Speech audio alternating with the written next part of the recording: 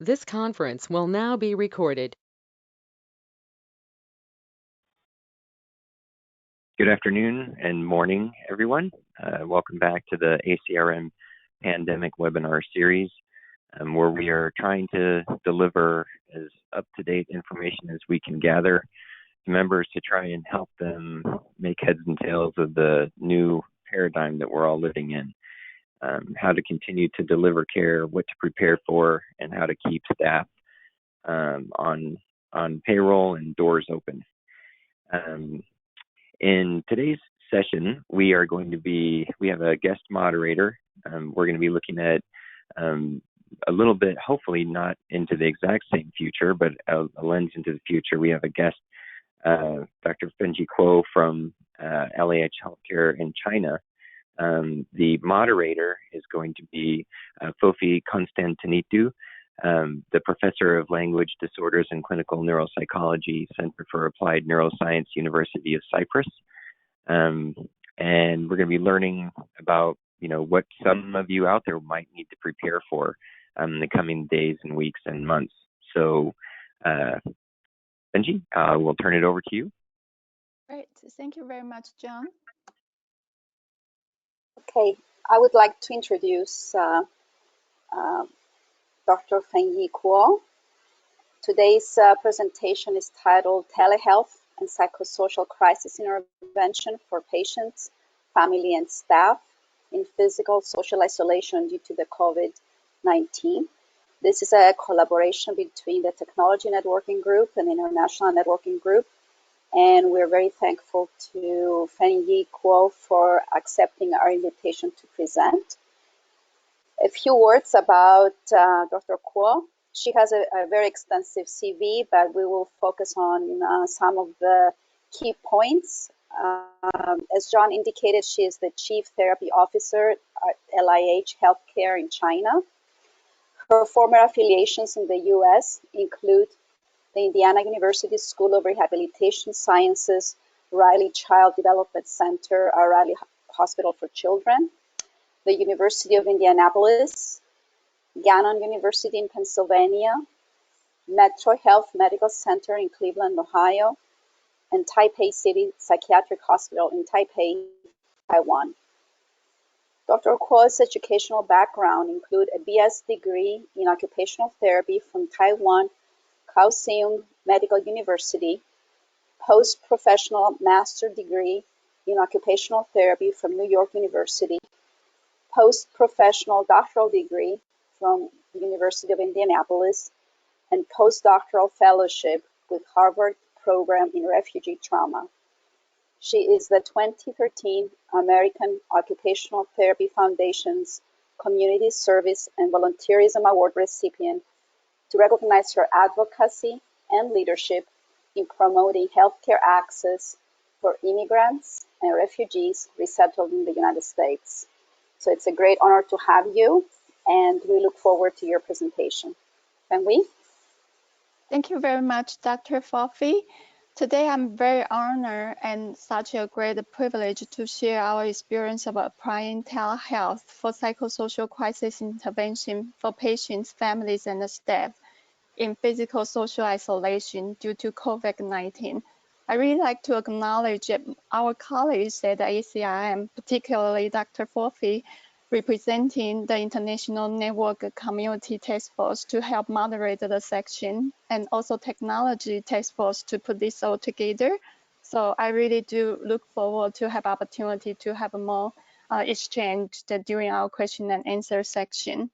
So I'm a paid employee of LAH Healthcare in China, and the learning objectives for the webinar are to include assess mental health needs of stakeholders in physical social isolation due to COVID-19, and to understand telehealth program development and adaptations made in response to the pandemic. So I hope to share some of our experience that we have just been in the process in China, and also to explore core features of a remote psychosocial crisis intervention program, to discuss challenges and opportunities of implementing telehealth, especially for low-resourced areas, and also to identify some possible social and cultural consideration for remote psychological assistance. So just a little bit background about LIH Healthcare. We are located in Beijing, Shanghai, Shenzhen, and Kunming, with 3 pediatric outpatient clinics, 1 adult cardiopulmonary outpatient, and a 104-bed rehab hospital for both pediatric and adult services. Our providers include clinicians trained in China and also from global community. So among our interdisciplinary team, we have many who are internationally trained. Several have extensive field experience in trauma-informed care and crisis intervention, including response to disasters such as Sichuan earthquake. That brings us to understand and respond to mental health needs of our community, especially when the pandemic happened in China. So when a crisis occurs like the COVID-19 pandemic, it impacts everybody. The consequences of uncertainty and physical social isolation could add a tremendous amount of prolonged stress on top of overwhelmed healthcare and economic system. It is also important to note there are individual differences in coping with stress. For some, there will be delayed variants in recovery. As many are aware of the adverse childhood experience, often referred to as ACE. Children experiencing extreme stress and trauma are more likely to develop chronic medical conditions later in life. The impact of trauma and related mental health disorders, such as PTSD and depression, can also contribute to chronic disability. In reflecting on what clinicians can do during the pandemic, it is important to recognize the stages of emergency response and the process of recovery. So first, let's consider the recoil stage. While celebrating the burst, to also develop the counter-emergency state, when some of our community members, including healthcare providers, overwork to help the damaged community to try to provide the maximum levels of support that's possible. And when the process also encourage post-emergency recovery, the awareness of loss, the insufficient help, sometimes it's just been very challenging to deal with the amount of support during the infrastructure. Particularly important to also realize the survivor priority guilt. So looking into the survivor priority guilt, it's very important to take good care of self, especially for care providers, physically and mentally, including maintaining a routine to a certain levels of normalcy, and also looking into the balance of sleep and rest, and to have a capacity and access to personal and environmental hygiene. Prioritizing the roles and the responsibilities are all very important. So after Hurricane Katrina, and I myself and my team at the University of Indianapolis, we conducted a systematic literature review on predictions of PTSD following natural disasters. The results indicate that the following factors strongly contribute to development of mental health disorders, such as PTSD due to natural disasters. It is indicated that if an individual had a past psychiatric history, was near the epicenter, had experienced fear during the time of the disaster, and were all a female, then the individual is more likely to develop PTSD. Over here, we should also note that most of the articles that we review at the time were from the non-Western countries where gender roles and liberties might not be as equal.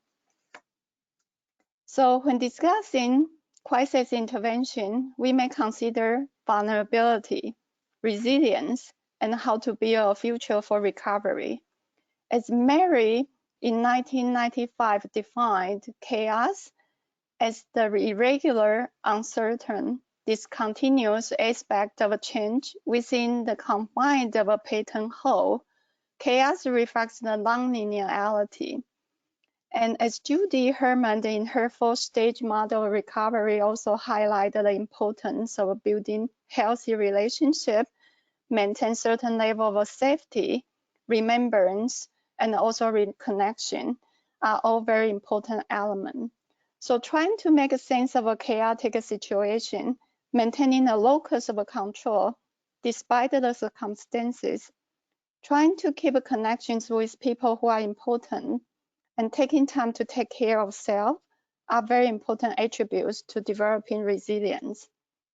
As Robert Eggert in The Ride of a Lifetime stated, no matter how vigilant we are, we cannot prepare for everything, but the unexpected does happen. A kind of intrinsic triage kicks in.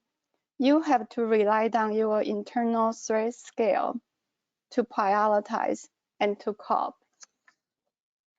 So when the COVID-19 outbreak broke the news in China, many of us were in preparations of upcoming Chinese New Year. I returned China in mid-January to attend several meetings in Beijing and Kunming, planning to visit my relatives in southern Taiwan for the Spring Festival. On Monday, January the 20th, I was in our Beijing clinic leading a parent support group.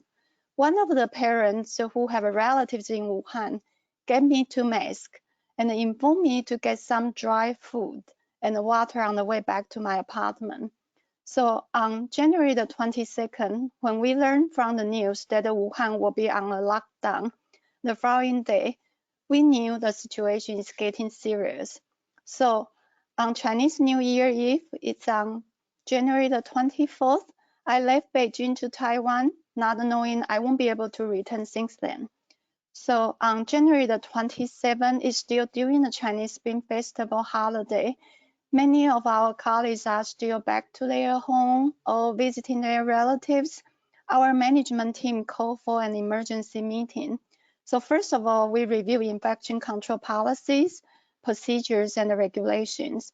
We also check on the protective equipment and the supply chains. We want to ensure our staff are safe. Especially, we want to make sure that we have a way of communicating with them. So we build a communication tree through the use of smartphone and also the social media, which is commonly used in China, called WeChat. We also build bi-weekly reporting mechanism. So we talk about the impacts on clinical operations because at the time, only Kunming Sky City Rehab Hospital is on the 24-hour, 7 days a week operation. The rest of our outpatient clinics are during the break. So we also want to check into the travel restrictions to make sure everybody will be able to travel in between and in and out of their home environment safely. So on February the 1st, we launched a remote mental health support team. So the team was led by myself, it also including an interdisciplinary team members of our professional leads.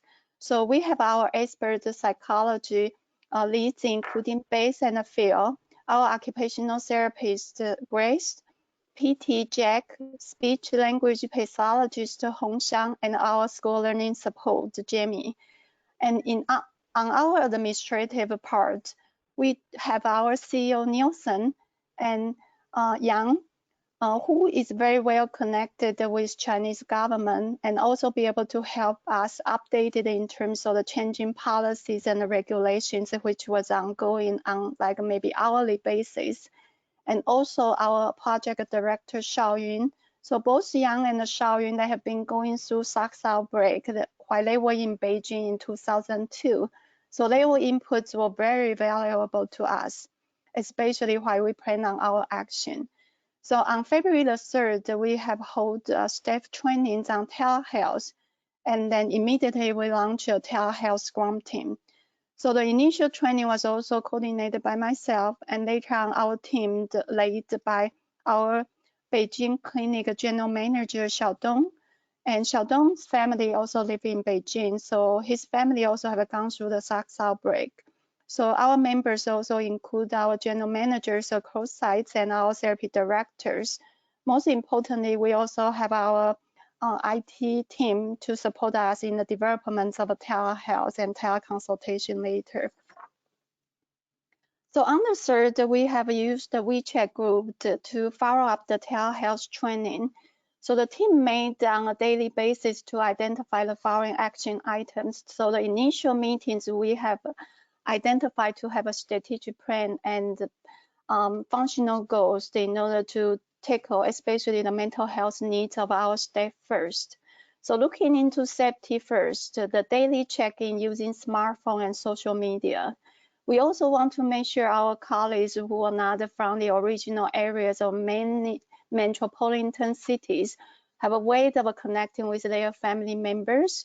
And also due to very strict travel regulations, we want to make sure they will not get locked into their apartment without access to food, water, and also in terms of communication channel. So we have decided there will be a need to create an employee physical and mental health survey. So we had a survey created on the 8th, and we sent out for the team to review on the following day, collecting the data on the 12th, and reported the results on the following Wednesday during our management meeting. All of those were done remotely through the technology.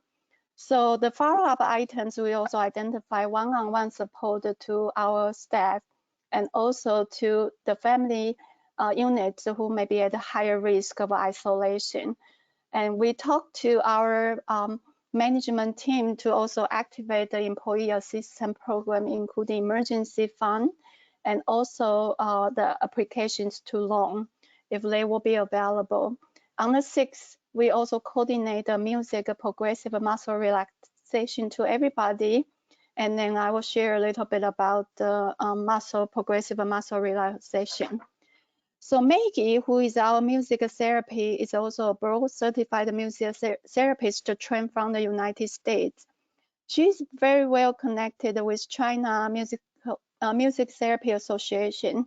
With her background with a bachelor degree from Wuhan Conservatory of Music, she also knows a lot of people who are living in the physical social isolation. So right immediately after our mental health action team, we had a long conversation and decided how we would like to approach that by providing additional support using creative expressions and music in particular that we can provide remotely. So on the 6th, that we initiate music sections through the use of Zoom, and later on also distribute the information through the social media, as I mentioned earlier, WeChat and email. So through that point on, that we also provide instructions and then weekly sections in order to support our staff. So the healthcare for the physical and the mental health wellness survey, that I really would like to appreciate our colleagues, including Grace, who is our occupational therapy representative, and also Xiaoyun, who provide a lot of insights to the crisis intervention, especially from a local perspective. So the survey questionnaire created including a very quick and easy response to what will be very important for our staff to identify the critical areas of needs and also the resources that they would like us to collect and gather. So this is a sample copy of the survey, and then we distribute the survey through WeChat. And on the other hand, that we also send out the paper copy through email. And then within 4 days that we collect 224 with the participation rate at 55.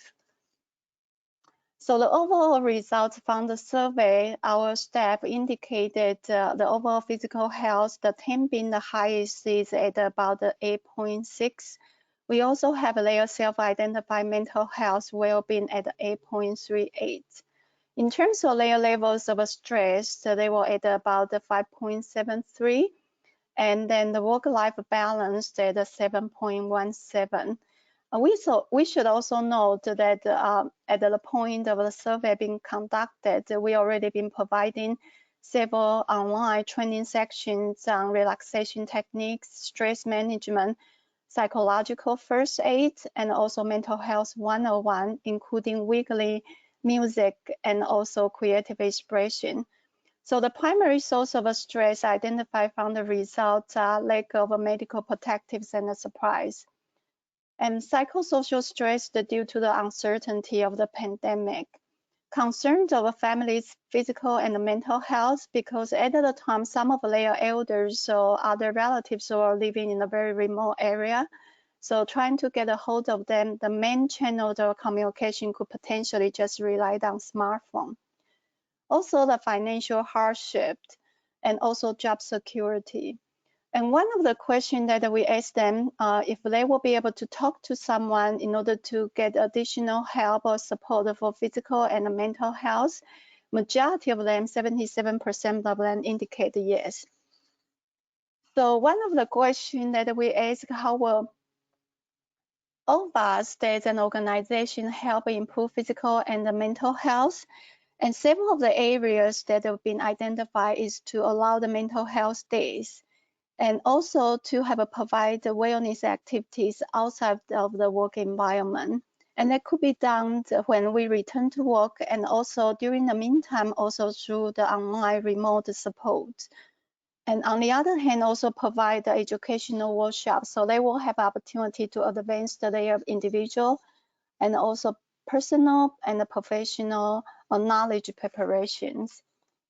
So what topics will interest them, including mindfulness and stress reductions and stress management. Particularly, they are also interested in self-care. So the additional suggestions from the survey, our colleagues indicate they would like to enhance training for infection control and hand hygiene. So from that on, we also have activated through the telehealth, the Scrum team to also provide the connections in looking into the updated regulations and the resources by providing additional educational training workshops that relate to the regional and also the national response to relate to physical health. And they would like to learn how to protect self and their patients, especially during the crisis, and also their family members. And we also have on a weekly and bi-weekly meetings check on into to have a good connections with our supply chains to provide additional PPEs. Professional trainings on how to support patients and families, which I will also share some examples later, and also the strategies that relate to the building up of the daily routine. So while during the process, as we are initiating the program, we also take a look into the additional resources from the United States, including looking into the CTRC's telehealth program developer kit. And for many of our clinicians and administrative staff who are not really as much familiar in terms of a stepwise building of the program development and the process of evaluation, that we have divided them into smaller resources review meetings in order to share those discussions. So we have the clinical teams and administrative teams actually looking into some of those additional references that we have compiled. So we'll be able to share that through our online education section. So here are two additional references that we have shared and also built that into our professional development pathway. So including the National Child Traumatic Stress Network, and by looking into through the psychosocial and the mental wellness, to looking into from a prevention model, how we be able to address the needs, not just only internally, but how we be able to bridge that resource to share with the family and the caregivers, particularly they are caring for patients and also clients out in the community. So for the telehealth program development, the forming of a Scrum team on February the 3rd, we have identified key members, and to also talk about the roles and the responsibility. We want to recognize that within our internal organization, we have several champions actually step up and move forward to identify by providing opportunities for our internal staff professional development to advocate the telehealth through the channels of the use of social media is going to be powerful. So we have several of our clinicians actually step up and coordinate. They talk to our administrators wanting to be able to phone task force in order to provide additional support. So trying to find the talents within the team to empower the process becomes very important and very critical. So for the focus group meetings, we have a review program development toolkits. We share the resources and the experience. We also have many of our colleagues actually been trained from our international community, get connected to talk to their mentors back in the United States, so from Australia and the UK's, and from the global community to pour into some of those support in order to help us through the process of communication and training. So for the training, the bi-weekly is ongoing. The schedule been announced through our social media and also email. And most of the training at the time we deliver through Zoom. And the updates on program implementation and monitoring process is still ongoing. So from then that we have built an e-learning community. One of the first target is to train the trainers, especially for the medical professionals within our organization. We also realized for the resources and the connection we have, it's also very important to expand it into our medical community of practice in order to share those examples. So we have provided synchronous webinars, such as using Zoom. And the other very popular social media that we have a connection with is using called Tong, and that also provide us the opportunity to provide the webinar at the same time immediately it's finished, that it will be recorded as archived online, because many of our family members and community stakeholders out there, they are not as familiar with some other applications or software. So we want to be very local to have the resources which are readily available for the community. And also for the training topics that we include the topics related to, such as what we mentioned earlier, psychological first aid, mental health 101. On top of that, we also look into how we be able to adapt the activities for self-care and also getting basic needs met. And building a safer place physically and mentally is also very important. Even creating a very small healing environment with their very confined apartment unit, and to also use the sensory motor modalities to be able to redecorate a little bit and trying to find a little normalcy within their very limited physical space. That is also been identified as a strategy. So for the practice element of the telehealth services and the provision, we look into the clinical ethics. While some of our clinical services will not be able to be delivered through on-site or through face-to-face in a physical environment, how we be able to provide the services through online.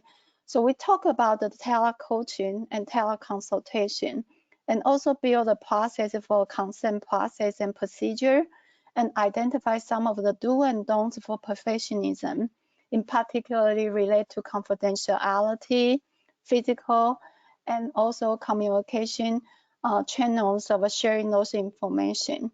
So the use of technologies and the tips for telehealth service provision, those are also being discussed through the training. So in terms of the telehealth program that we have included interactive and also the asynchronous, the store and the forward database. So for telecoaching, that we have include our internal and external partners who are healthcare professionals. And then from there, that we also build a smaller team to provide the target topics which are important for parents, family members, and the caregivers. And in terms of teleconsultations, the target will be more toward to clients, so our patients and the family members who serve as a caregiver role. Several of our clinicians also volunteer to provide a pro bono remote psychosocial consultation. So many of our therapy team members also serve as a resource for dissemination of professional training material, such as the e-learning communities in China, and we serve as the channel of communication to help disseminate those information out to the broader community of practice. So here are some examples of the coaching programs and e-learning that our therapists put together.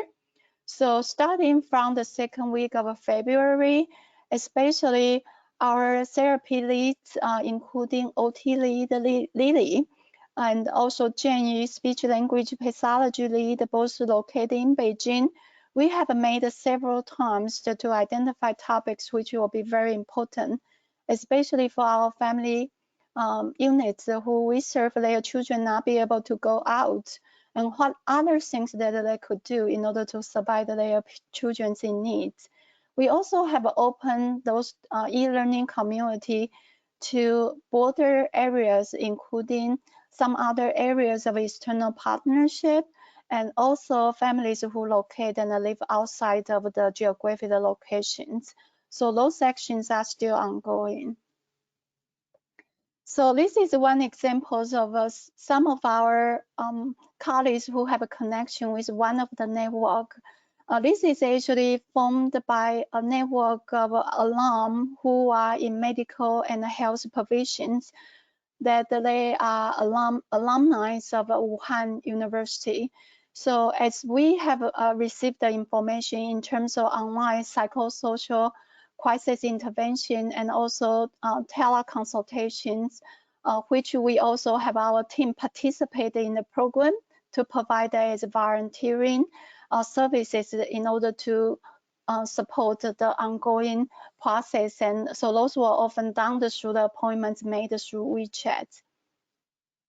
So for care providers, including medical personnel and the response team, we recognize it's very important to identify safety first. And looking into the infection control, food, water, and shelters. And on the other hand, the importance of realizing the compassion fatigue, to making sure that every single one of us as care professionals to be able to look into taking care of self, the daily routines, and still maintaining a certain levels of normalcy and taking mental breaks. And on the other hand, also identify the role reversal, which are also included in the trainings related to compassion fatigue. The challenges and opportunities creating a learning environment and also creating a healing process by creating a safer place physically and mentally, and at the same time recognizing spirituality, which come across within the geographic location, which is so big, and then to be able to create some of those reflective process, and even just being there through the use of smartphone, or being there spiritually by providing emotional support, are also been very important. So for the people part, valuing the power of people near and far, sharing of the pictures and the videos, and creating a sense of environment through community volunteerism, and also recognize we are on this all together. So still maintaining the social connection through the use of a technology. We want to be able to support that in a way to also be able to do that through our daily check-in. The process takes time, and be able to value the sensory and the motor experience, such as by using different resources that each individual or each small team may already be in the process of creating. For the psychosocial response and the reaction, which can be a prolonged process, that we also realize, which can also be a part of the process, that we want to be there and be available.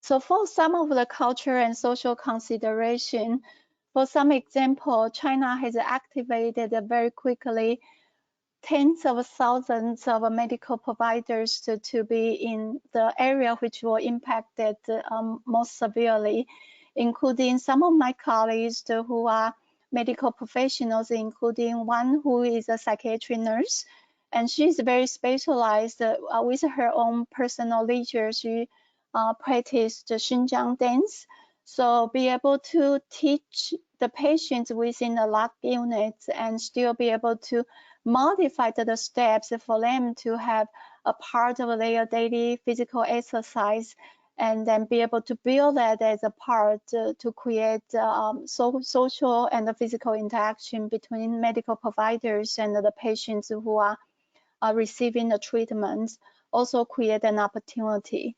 So on the other hand, some of my colleagues also have a very good connection with traditional Chinese medicine, and including one of our occupational therapy professional who also teach at one of the medical centers that we have a connection with.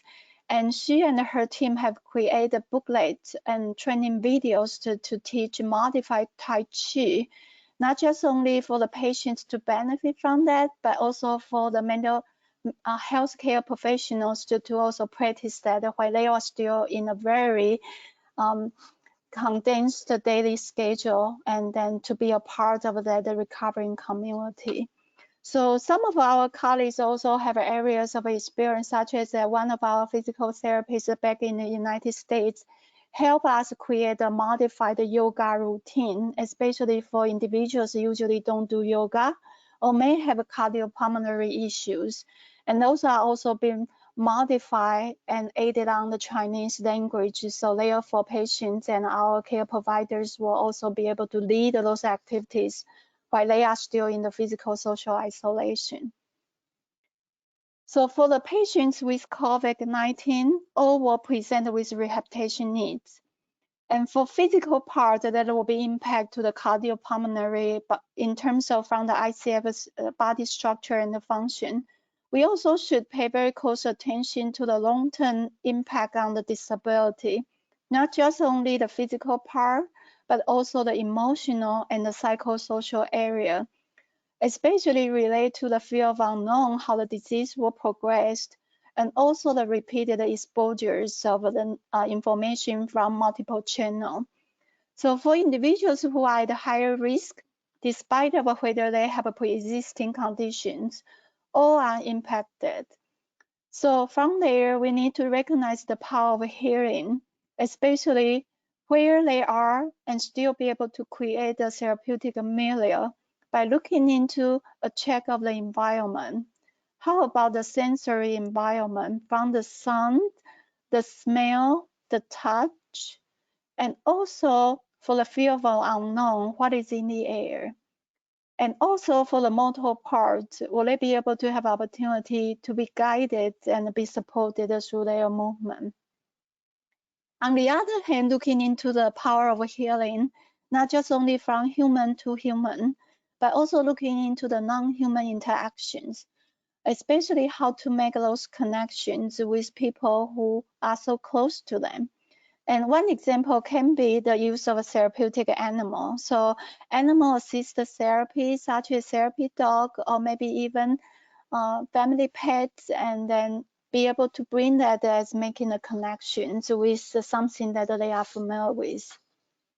So for patients with COVID-19, we really need to be also looking into their roles and responsibilities, especially the impact. Sometimes the challenges comes across to be, will they have time to say goodbye?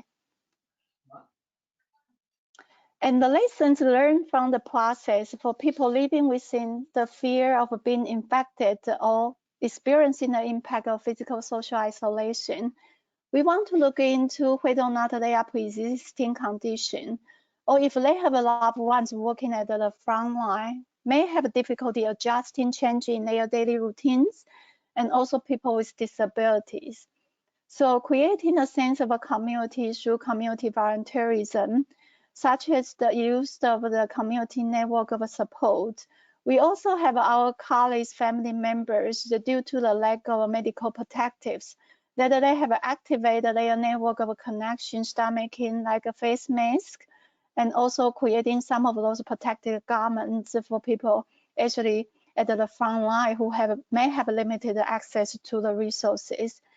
On the other hand, some of our family members, also community stakeholders, volunteer to prepare meals and also serve as delivery resources for the community. So here is one example of one of the community stakeholders, Mr. He.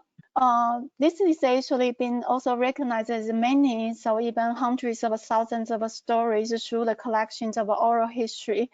As Wuhan just lifted the restrictions on the city lockdown, Mr. He was actually been logged in the city for the last 3 months as a taxi driver.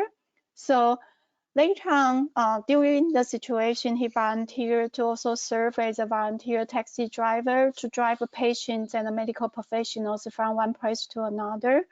So he was able to share his experience and the stories. From those, there are also very important psychological support for the people in the community to also recognize that their altruism and their volunteerism is a very important part of building a community together.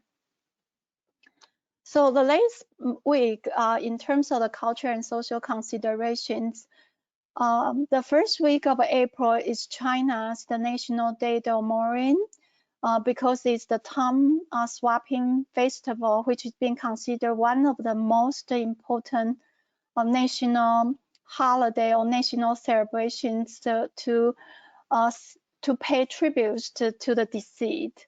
So on April 4th, that is a national mourning for victims of COVID-19. The public was asked to observe 3 minutes of silence at 10 o'clock in the morning. And the siren rang 3 minutes across the country. So especially this is very important because for many of the patients or individuals who died of COVID-19 during the process or during the time of the pandemic, their bodies will not be able to get released to their family members because they need to be cremated immediately and sent to the possessions of the government to hold up until everything get clear up. So just right before the April 1st, and there were more than 3,000 people in China have died from COVID-19. Many of them located in Hebei and especially in Wuhan area. Their family members be able to go and collect their loved ones cremate and have a ceremony related to that. So that is very, very important elements related to the culture. So Chinese traditionally pay respect to departed relatives during the annual festival. So be able to have that ceremony and also the members of the process also provide additional psychosocial and emotional support to the rest of the family members. So over here, I'd like to share some Chinese references and resources, and many of those e-learning and telecoaching are still ongoing. We have a partner with a couple medical universities who have the areas of expertise by providing psychological support, including the review of book clubs, and also many have created menus and also training curriculums. And so for anyone who might be interested, we also look into positive psychology, mindfulness, and meditation. The main areas related to all of those information is really to be able to find the opportunity to have something which can also be very individualized and also meaningful to the individual impacted by the process. And we also have opportunity to share the references and resources through our international community. And from there, we want to really appreciate the global community supporting China. And right now, we hope that we have opportunity to have all of us to collectively work closer together and to provide additional support and psychosocial and mental health resources to many who are still at the front line of combating the pandemic. So thank you so much. Well, thank you. Thank you so much. This has been, I don't know, I'm a little bit in awe, Dr. Kuo, because you presented a very multi-layered and comprehensive program that is based on need assessment and also addressing physicians and frontline staff, patients, and family members, and looking at physical health, mental health, spiritual health. It's very comprehensive. There is a question here from or a comment from John Morris, and he's asking. He's saying that slide 24 seems to show screenshots from mobile app for telecoaching and teleconsultation, and he's saying if these mobile apps are they free to download? Can anybody download them, or does someone need to be part of the LIH community? Oh, yeah. If this is the slide that we are referencing to, this is actually through Xiaotong, which is actually an app very popularly used in China and which provide opportunity for telecoaching and the e-learning community. So at the time, we realized that many of our community stakeholders and family members that most of the people in China even have a connection, or people outside of China have a connection with individuals or partners in China use WeChat. So WeChat is actually free app to be downloaded through computer and also through smartphone. And Xiaotong is also the same application which can be downloaded.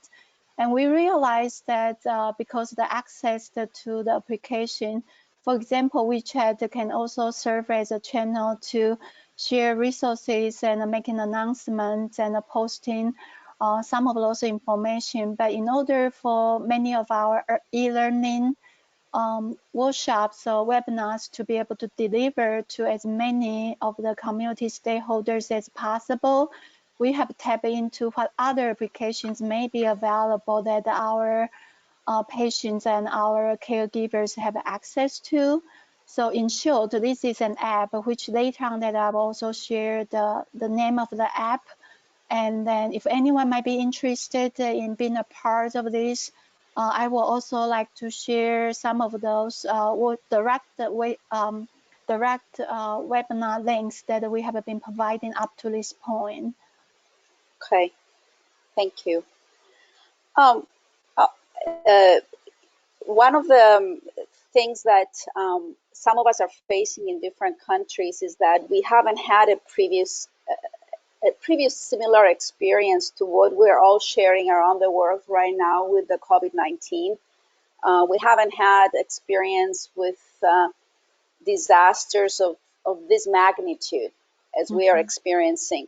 Unfortunately, China has had experiences through the SARS in 2002, 2003, the H1N1, and some other grand scale disasters. So it's impressive how quickly you moved in creating your program. Within a few days, you created this multi-layered protocol. What would you say are some of the barriers and facilitators in implementing a program like yours at the institutional level and then at the community level?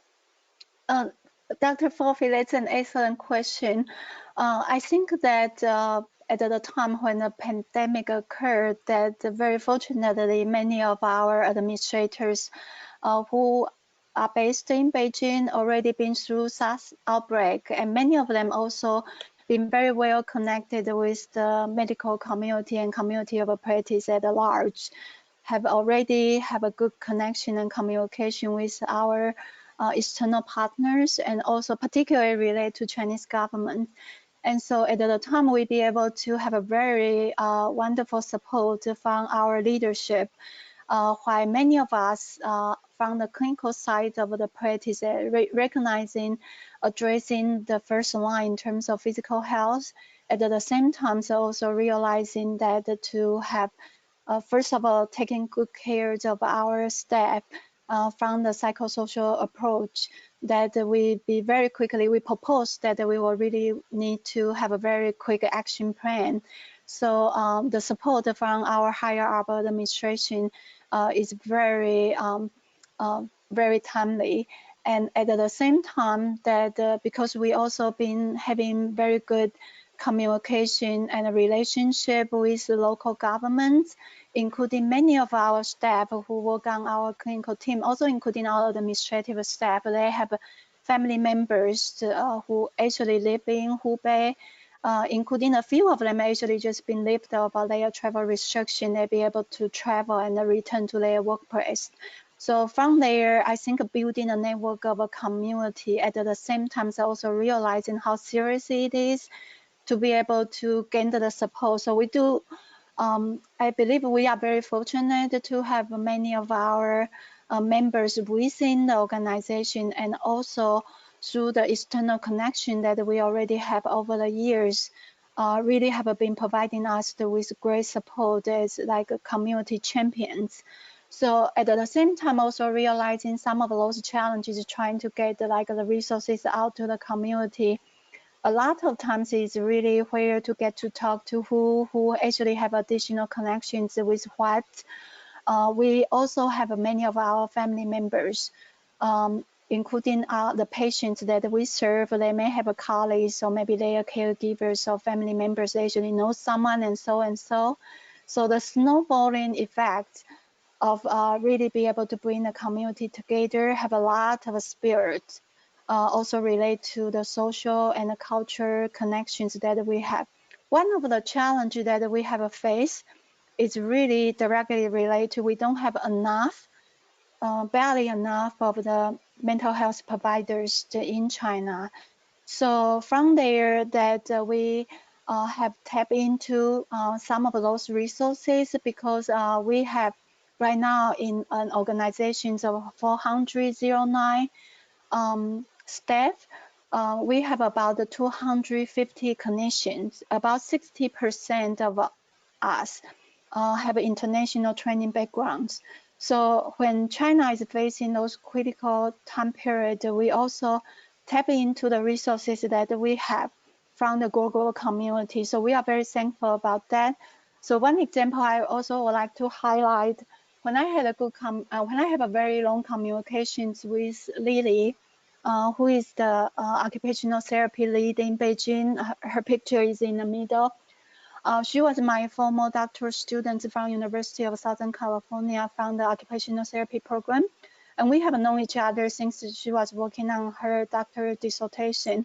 So we chat quite a lot in terms of looking into the children who are in isolation, especially for many of the family members who are out of work, or their parents are really not be able to secure their financial incomes.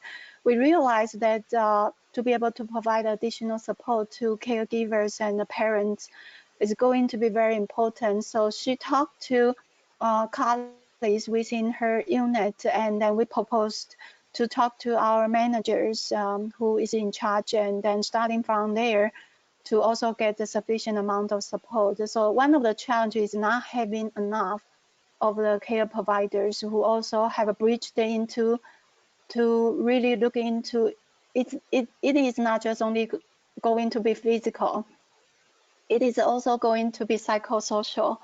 And for that psychosocial, for that mental health needs, it's not just only going to be the individuals or patients who have infected by or impacted by the virus. It is also going to be a prolonged process. And so trying to really build that as a routine process is very important. So through that we also realized that each single care provider also have to take a lot of the energy and time, and then by allowing us to also allocate to act quickly and be able to activate by using like even weekends and evenings to meet, and then by providing those online training workshops for free. And so it also means that the organization will not be able to receive any incomes during like a 2-3 months period of the time when the clinics were also still on the shutdown mode. They really takes a lot of support. So so one of the big challenges is trying to really get sufficient amount of resources to the people who are most vulnerable and are most critically in need. So the community altruism is really in a very important action. Okay, thank you. And then, so if I can summarize, then you would say that facilitators is the institutional support, government support, and then having community champions. And then some of the challenges are finding a snowball effect on how to bring the community together, and then how to best utilize the small number, relatively speaking, of mental health providers in the community. Does that capture Yes. these key points? Okay. Yeah, absolutely. Yeah. Okay. And then since we are a multicultural society, and people on this webinar come from different countries and different cultures, have you dealt with any cultural considerations in terms of this mode of service?